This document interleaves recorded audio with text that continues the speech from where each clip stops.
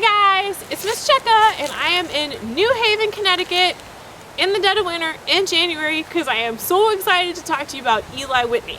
I am actually standing right in front of Eli Whitney's old kind of sheds where he did manufacturing work, and I'm facing the Eli Whitney Museum, which is possibly one of the coolest museums I've ever been to in my whole life. You would think that for a historical figure like Eli Whitney, super important inventor of the cotton gin, that this museum would be a very kind of dry, boring place with like long historical text, but it's actually a creative workshop. And everywhere in this museum you see kids and teenagers building things using power tools, making crazy machines. Why is that?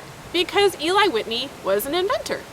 He spent his entire life creating things, making things, and trying to come up with mechanical solutions to problems that he saw around him. He's from here. He is from Connecticut, from the New Haven area. He was born at the end of the 1700s. He was a kid, actually, when the American Revolution was happening. He didn't fight in it because he was too little.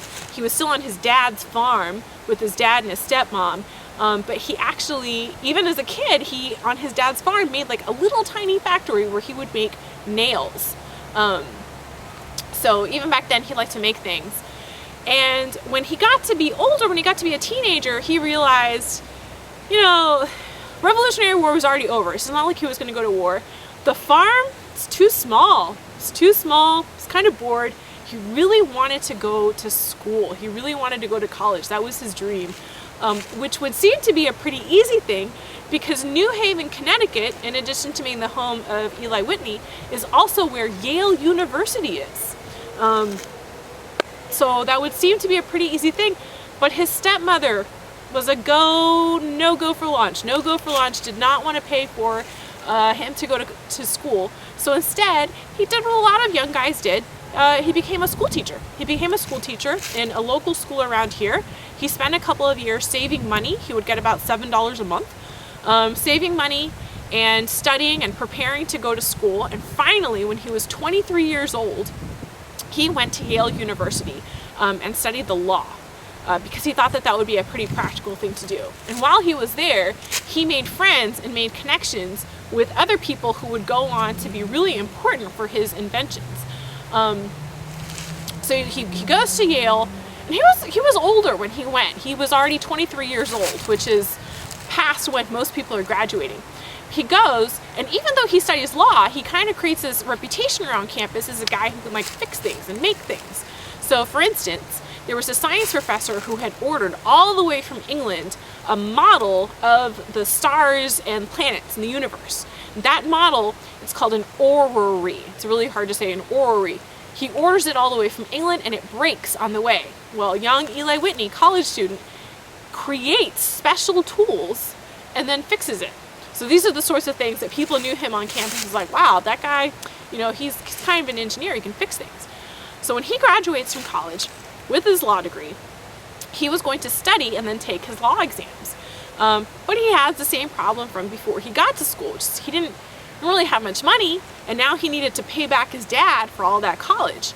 So he decides that he is going to go down south to the southern states, and he is going to become a private tutor, and he's going to earn money. And while he's going down south, he ends up visiting his friend Catherine Green and her husband. He had kind of a crush on her. He never made it to his tutoring job. He ends up staying with these guys for a while on this huge plantation where they made cotton. And he noticed that they were having the same trouble that all cotton farmers were having, which is that it's really hard to make money from cotton when you're having to pick the seeds out by hand. So he creates an engine, a cotton gin, and it's a mechanical machine that separates the fluffy white parts from the seeds, and it takes it out. And his thought was that if he had this machine, then he could charge the local farmers to pull the seeds out of the cotton. So if you were a cotton farmer, you could bring in your cotton, you could pay him a percent, he would, you know, run all that cotton through the gin, then you could go and sell your cotton. Instead, what happens is that the thing that makes a whole lot of money was not the cotton, it was the gin. It was the cotton gin, the machine. So the farmers decide they don't want to give him their cotton so he can clean it. They want to create their own gins. So he spends the next like long years of his life trying to get a patent for his invention. And he finally gets the patent. He had lost so much money in trying to get the patent that basically he comes out even. This is where his connections from Yale start coming in. So all this time, you know, he still was a very inventive person, very creative person. He gets a contract to manufacture 500,000 guns for the American government. He'd never made a gun in his life. And actually this shed that's behind me, this is one of the places where they manufactured the gun, and is very famous because he used a brand new technique at the time, which is interchangeable parts. So instead of one person making all the pieces of a gun, this shed would create like one tiny piece, and back when he was alive, there was a whole row of sheds, and each shed was responsible for building one little piece of the rifle. So he did that. It was a cotton gin. He got married very late in his 50s and died in his 60s. So he had a lengthy life. He contributed a lot.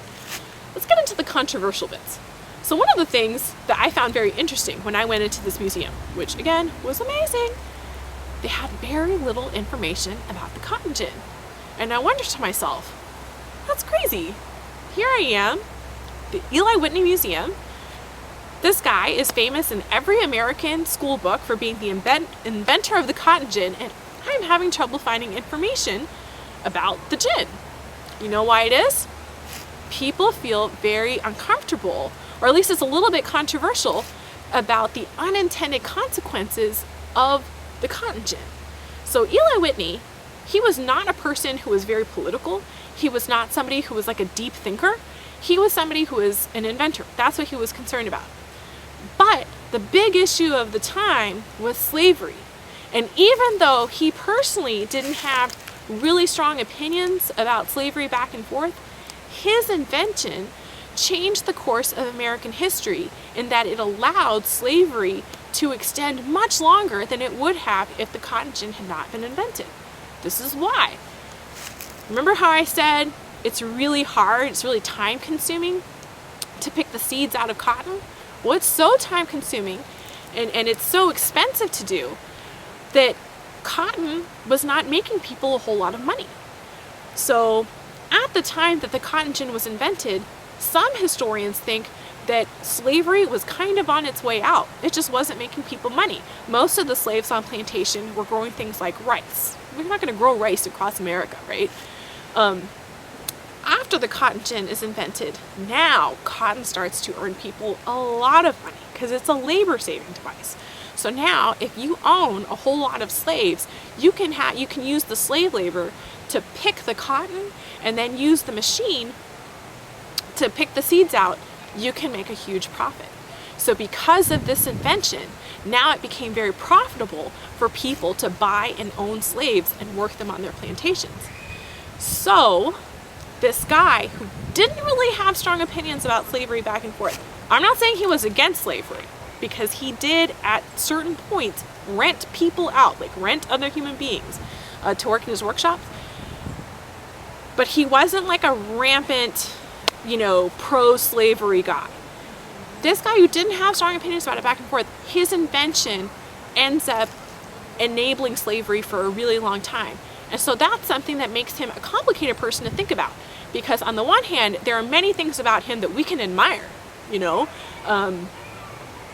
creativity, invention, working hard, etc. But there are other things where you're like, geez, Eli Whitney, A, I wish that you had had some stronger feelings about kind of the worst thing that our country has ever done, which is slavery. And B, I really wish you had used that creative energy to something else. But he had no way of knowing. And I want to leave you with the following food for thought. If you look up Eli Whitney on the internet, like you just do a Google search, you look up Eli Whitney, one of the first things that pops up in the image search is a beautiful painting of him that hangs in the Yale Library. And he looks very dignified, if you look closely, that painting was painted by a guy named Samuel Morse. That name should sound familiar to you. He's another Yale guy. He's another inventor. Samuel Morse, not only was he a portrait painter and a very good portrait painter, he's also the inventor of the telegraph and Morse code, which is named after him. Now, the telegraph machine is a fantastic thing. Humanity, benefited from it, right? We can say that the cotton gin, mostly plantation owners benefited, not so much the slaves. Telegraph machine, we could say fairly, all of us benefited from being able to communicate more quickly with each other. Samuel Morse, really gross politics. He was very much into the anti-Catholic movement, into the anti-immigration movement. He was pro-slavery, right? So he was a super talented painter, really inventive guy. And his invention probably benefited us more as a society. And yet, it's probably not somebody that we would really want to spend an evening with. Eli Whitney, his invention had this unintended consequence. Maybe he would have been somebody who would have been more reasonable to talk to. I don't know. But this is why it is really interesting to study people in history. To remember, these are real people with real personalities that were very complicated. So you can't have like good guy, bad guy. But it's interesting to see the things that they did, how people used their talents, and how, people were sort of a product of their time.